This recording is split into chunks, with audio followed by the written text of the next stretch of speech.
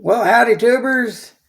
Well, first off, I'll just show you what I brought up. Man, it just goes so fast.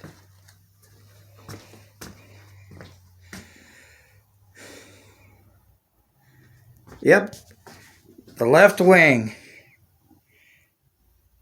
I mean, I'm not well. I'm not gonna say I'm not gonna start on it because I will, but wait a minute. Okay, there we go. And this one goes out here as the tip rib, and I've already marked the center line on all of these when I did them for the other one. But I brought this up, and I think, no, I guess I'll have to go and get the bottom aft skin out of my van. But I think what I'm going to do, and I got to show you else what I've done here, is okay. Of course, this is the top leading edge skin for the right wing. Remember, here we go. NR, I'm thinking nose right side, and NR or NL nose left side. Anyway, anyways, that's just sitting there, ready to go on. Here, well, not quite ready. I got to take these Clecos out, but I've got it all riveted, except for the trailing edge, and of course this wingtip, as we've talked about before. And I did bring up my longer rivets, the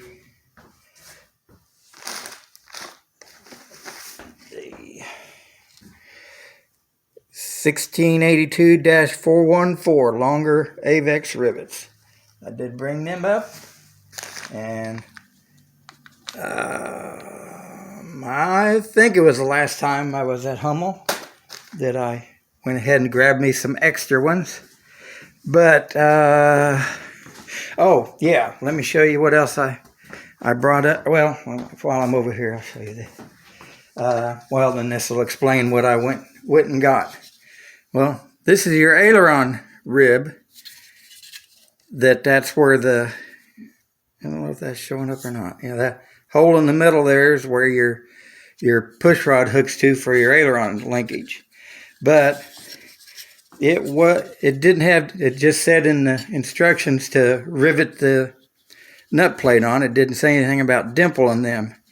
And I don't know that it mattered, actually, because you should have a washer or something in between, and that would space it out past the dimpled rib. Or well, no. Well, anyways, I think the kits are now coming with these already dimpled. I'd have to check with Terry or Matt on that, but I think these are coming with those already dimpled, so you don't have to do that. But anyways, of course, I did it with that, and so that's ready to shoot a nut plate on there. Of course, I'll use solid rivets, but of course the kit comes with some countersunk pull rivets to put in there. But I brought up the aileron. Now, when I pulled it up,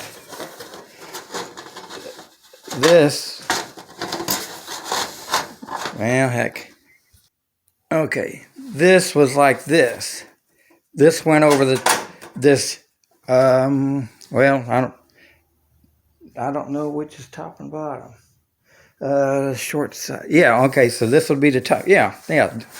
I shouldn't have to fix. Anyway, that was over the top of that, and it goes the other way. It goes like that. And so that let me fix this. Okay, so then when it's lined up with the holes, you've got 3/32, 1/8 inch, whatever, between here and the top. And that gap there, well, I mean, it's not really a gap, but that recess there, it's not working out so good. Need my tripod thing, huh? Anyway, so that it's just not working good. Okay, so that when you slide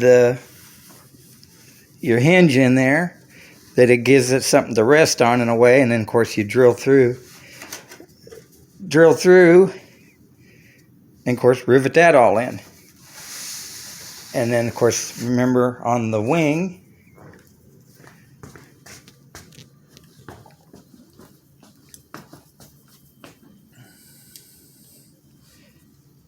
I don't know if that'll get in there or not. Of course, you see I did get that all cleaned up. Of course, then your hinge will go in there, and of course, like I said, that notch in there is so it'll clear the hinge balls, whatever you want to call them, so that you don't have a big gap in between here and the aileron, which the bigger the gap, the more or the less effective your ailerons are, although the ailerons work great on this airplane and the H5. And I'm sure the Humminbird too. So, let's see if that was it. Okay, well, I'm going to go ahead and set up the tripod there so I can show dimpling the aileron rib. So,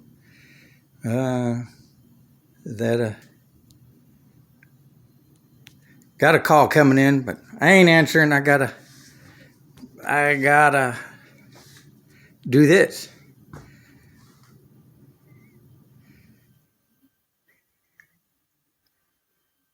Come on, call. Come on, drop. There we go. Okay. Okay, so what I'm going to do is dimple this one like that one.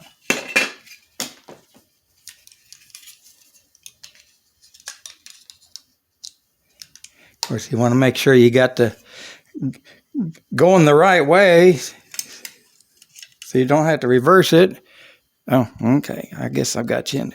Okay, and in this corner, you'll have to modify. See how it's ground there a little bit so it'll fit in that corner.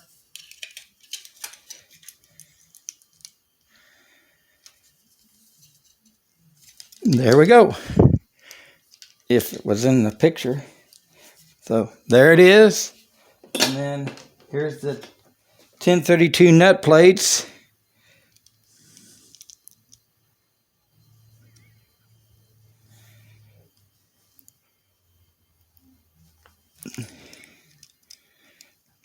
This is so that the dimple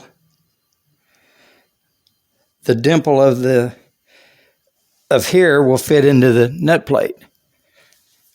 And you kind of have to straighten them out a little bit afterwards, but it's got a dimple in there so that it'll sit flush in there.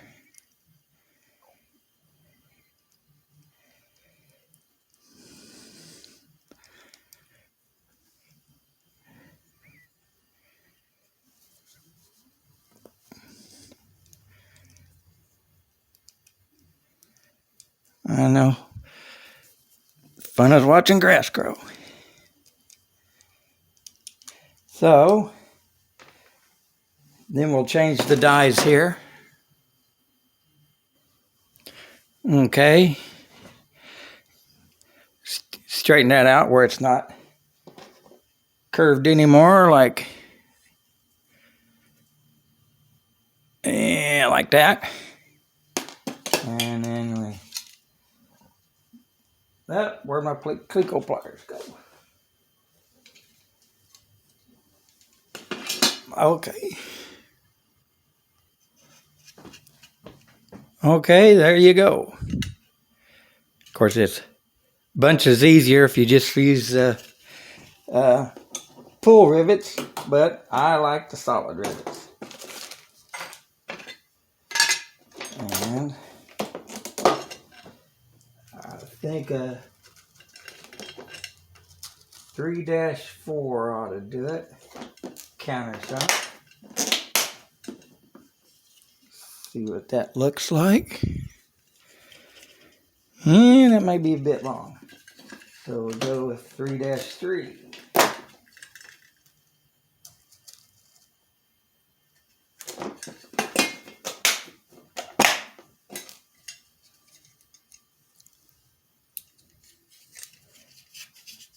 That looks more better, and that's a word. It's in the dictionary.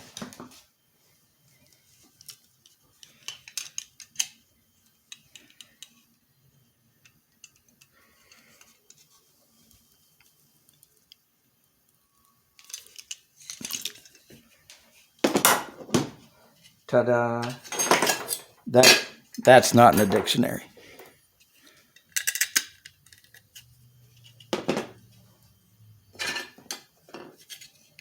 I think I'm, yeah, I'm taping.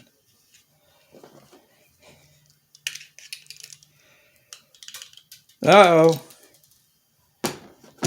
Run away with it. Let me find it.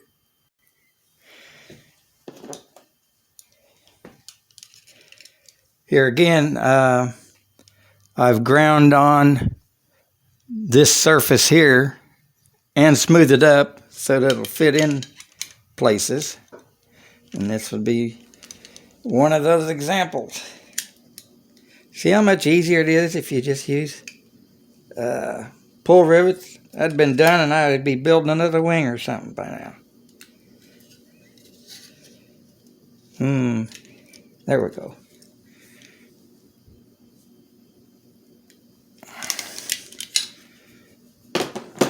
There we go. That made for a long video for you. Anyways, I will get the other one done instead of boring you the rest of the way. But of course, if you're scratch building, you'll still have to do it. But like I say, I think they're going to be coming from Hummel. There we go. I think they'll be coming from Hummel already dimpled. Now, what's his name? Adventures of Tanqua, or however you say it. Maybe he can answer that question for me. Because he'll be getting that pretty soon. So, let's see. So, there you go. And probably the next video, the leading edge skin will be on, but I won't have it riveted to the spars, and I'll put that in a video with showing, getting the wing, making sure the wing is level, flat, however you want to say it. So there you go. God bless.